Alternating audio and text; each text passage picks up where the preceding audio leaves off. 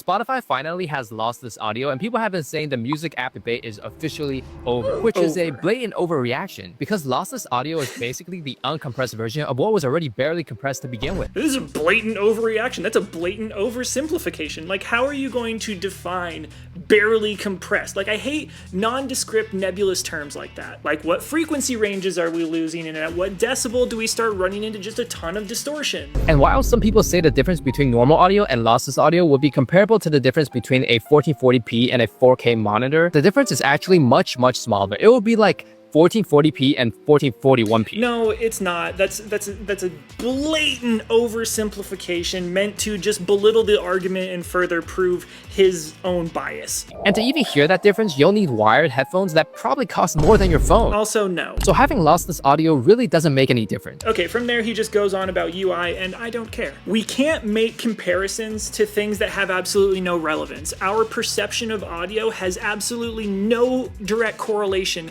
to screen resolutions. It means nothing. So how important is lossless? I will go right out and say it. If you are using just some generic Bluetooth consumer grade headphones that your favorite tech talker told you were dope as hell and you wanted to buy them, and you're distracted while you're listening to music, you won't hear the benefit. Plain and simple, save your money. For people who have competent IEMs or over-ear headphones like the stuff off my recommendation list, shameless plug, where you like to sit down and actually listen to your music, you will notice a difference, especially if you're using a nice DAC to take advantage of all the extra information contained in a lossless file. A 16-bit 44.1 kilohertz file contains roughly 4 times the amount of information as a 320 kilobit per second file. To my ear, the things that I notice, even on very modest gear like the Sennheiser HD599 and a FiiO KA15, okay, $300 all in said and done. That's $150 less than the new Sony XM6s. I noticed that low frequencies can come across cleaner, less muddy, and high frequencies can actually ring and shine the way that I expect them to. They don't sound blunted or rolled off or just